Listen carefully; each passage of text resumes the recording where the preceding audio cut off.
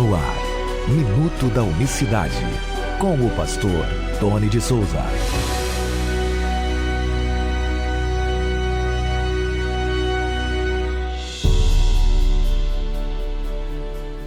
Olá, queridos, graça e paz. Deus abençoe a todos. Que o Senhor Jesus Cristo, o único Deus verdadeiro, abençoe a sua quinta-feira. Hoje é dia 27 de maio de 2021. Mateus capítulo 16, verso 13 em diante. E chegando Jesus às partes de Cesareia de Filipe, interrogou os seus discípulos, dizendo: Quem dizem os homens ser o Filho do Homem? E eles disseram: uns, João Batista, outros Elias, e outros Jeremias, e outro um dos profetas. Disse ele: E vós, quem dizeis que eu sou? E Simão Pedro respondendo disse: Tu és o Cristo, o Filho do Deus vivo. E Jesus respondendo lhe disse: Bem-aventurado és tu, Simão Barjonas, porque não te revelou a carne e o sangue, mas meu Pai que está nos céus. Até o verso 17. Passagem também utilizada pelos defensores da doutrina trinitariana. Nós falávamos ontem que trindade e unicidade são duas doutrinas, dois ensinamentos que são conflitantes, eles vão bater de frente um com o outro, mas essa passagem aqui, a confissão, a famosa confissão de Pedro, ela não pode ser estudada ou usada para defender a trindade, né? Porque fica faltando um personagem, como a gente sempre insiste nessa tecla, né? Está faltando mais um. E essa confissão de Pedro aqui, ele não está falando que Deus tem um filho. Eu faço a pergunta no livro, dizendo: porventura o Deus de Israel tem um filho? Então, essa expressão, e aí eu trago um capítulo no nosso livro especificamente falando das filiações, porque se você observar, Mateus 16, eu não estou enrolando não, é só você analisar. Ele diz: quem dizem ser o filho do homem? Quem dizem os homens ser o filho do homem? Então ele começa com a questão filho do homem.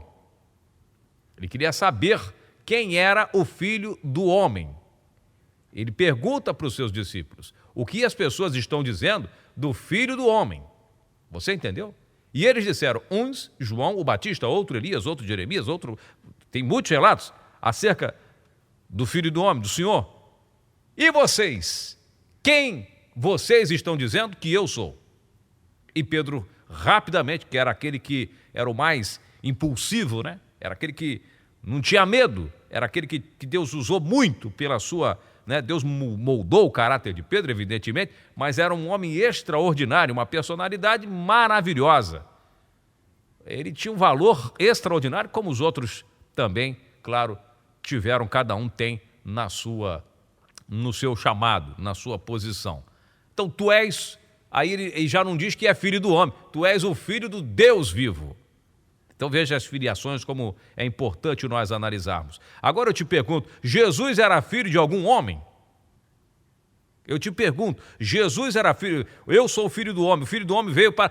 E era filho de algum homem? Ele era filho de algum homem? Era o mesmo título também usado por... quem usou muito, recebeu, foi chamado assim pelo próprio Criador, pelo próprio Cristo, lá no Antigo Testamento, profeta Ezequiel. Ó filho do homem, vamos lá, filho do homem, a palavra veio a mim, ó filho do homem, desce lá a casa do oleiro, filho do homem, vai lá, filho do homem.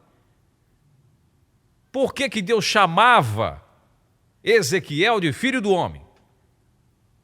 Por que no caso de Ezequiel, especificamente, Deus não falava: ô Ezequiel, filho de fulano, né? Dava o nome do pai dele. Não, Ezequiel foi chamado inúmeras vezes de filho do homem. Tem dúvida? Leia e abra aí as primeiras folhas aí do livro de Ezequiel que você vai ver. Então Jesus era filho do homem, Ezequiel também era.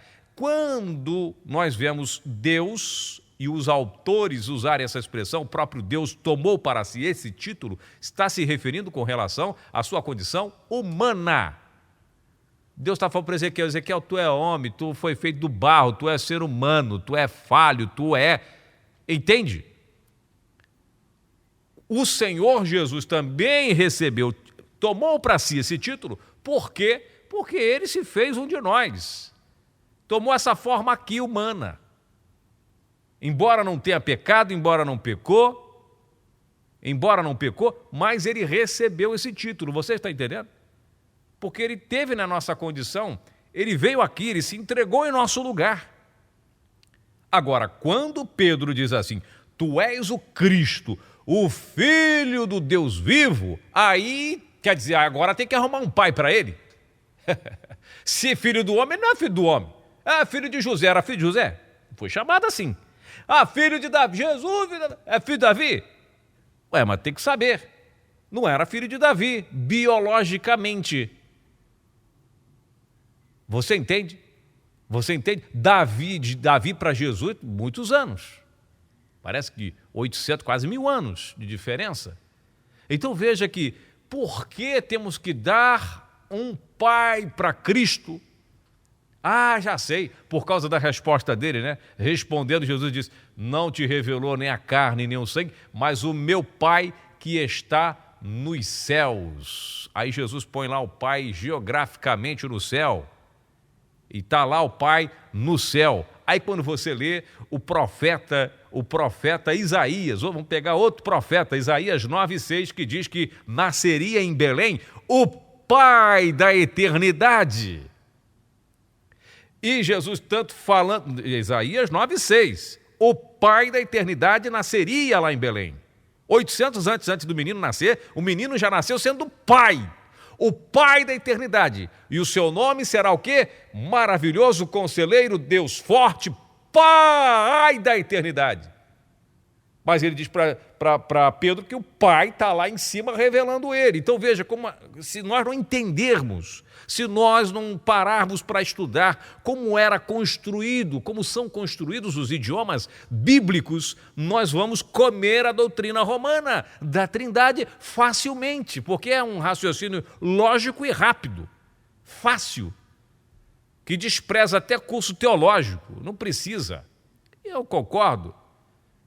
Mas o curso teológico, em contrapartida, vai te ajudar nessas questões dos idiomas, vai te orientar a buscar os idiomas originais para você compreender certos termos, certas expressões. Se você puder fazer, você faça.